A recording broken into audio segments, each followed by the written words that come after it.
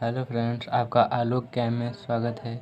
आज हम लोग बात करेंगे रस के कितने प्रकार होंगे, वो अभी पूरे विस्तार से। ये मोस्ट इम्पोर्टेंट है। ये हिंदी में मान लीजिए तो ये आपका 2 नंबर फिक्स है, इसमें से आता है। आप इसको अच्छे से देखिए। तो चलिए इसको शुरू करते हैं। तो रस के 4 अंग होते हैं। कौन कौन से? स्थायी भाव, अनुभाव, विभाव, संचारी भाव। अब हम लोग चारों को डिटेल में पढ़ेंगे। पहले चलिए स्थायी भाव को पढ़ते हैं। स्थायी भाव, जो भाव जिनसे हम अपनी भावनाएं प्रकट करते हैं स्थायी भाव कहलाते हैं। इसका उदाहरण आप देख लीजिए। उदाहरण के तौर पे आपको अच्छे समझ में आएगा।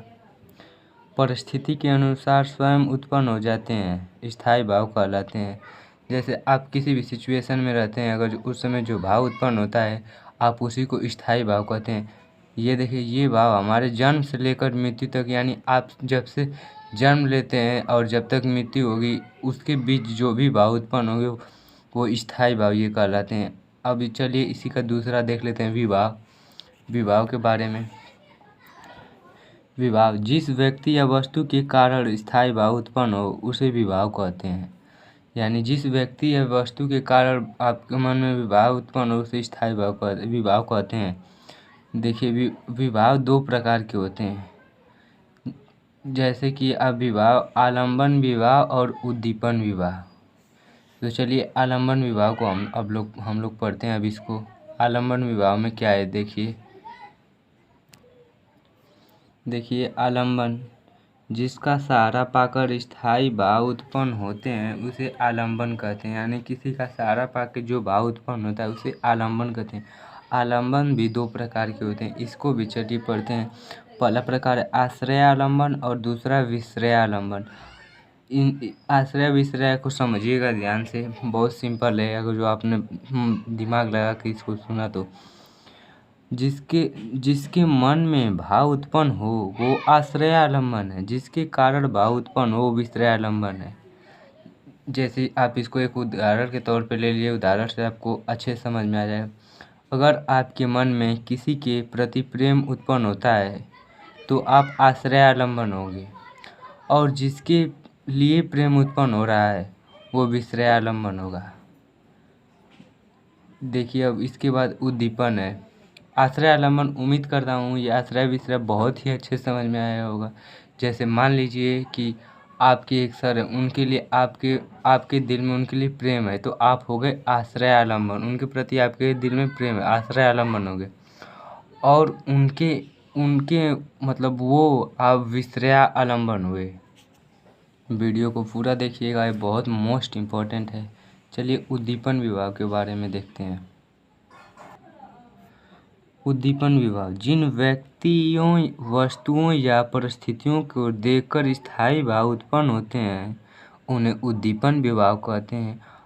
आपको उदाहरण के जैसे जिन व्यक्ति या वस्तु, जैसे आजकल क्या चल रहा है पॉपुलर में, कार।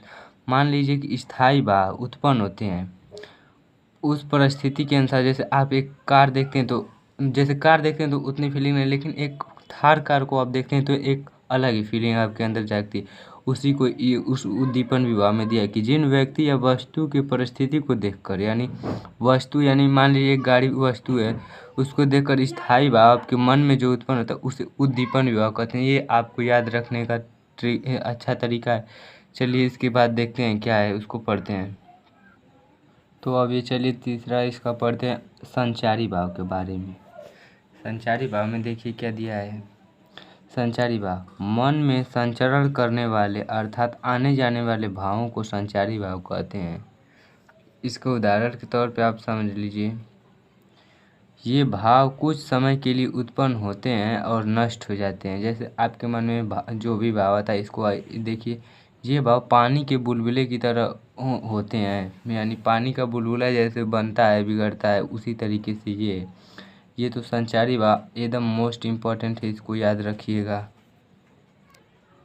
और संचारी भाव दोस्तों 33 प्रकार के होते हैं। चलिए इनको भी मैं आज देख लेते हैं हम लोग। निर्वेद, प्रबोध, मोह, शास्त्र, असुतृक, वितर्क, मति, आलस्य, अग्नि, अलनी, आवेग, समिति, स्मर्श, निद्रा, अवैधता, अवधिदीनता, उन्माद, चिंता, अपरसामर, गर्व, वीड़ा, विशद, असूया, उग्रता, चापल्य, द्रुति, स्वपन, शंका। ये इसके प्रकार हैं दोस्तों। अगर जो वीडियो अच्छा लगा हो तो इसको लाइक करें, शेयर करें, सब्सक्राइब करें और कमेंट करें आपको अगला वीडियो किस टॉपिक पे चाहिए। चलिए आप हम लोग इसको एक बार रिवीजन कर देते हैं कि रस के कौन कौन से प्रकार पढ़े हैं। तो देखिए हम लोग आज रस के चार अंग पढ़े हैं। रस के 4 अंग होते हैं: स्थायी भाव, अनुभाव, विभाव, संचारी भाव। हम लोगों ने आज चारों को पूरे डिटेल में पढ़ लिया। अब आप कमेंट करके बताइए आपको किस टॉपिक पे चाहिए अगला वीडियो।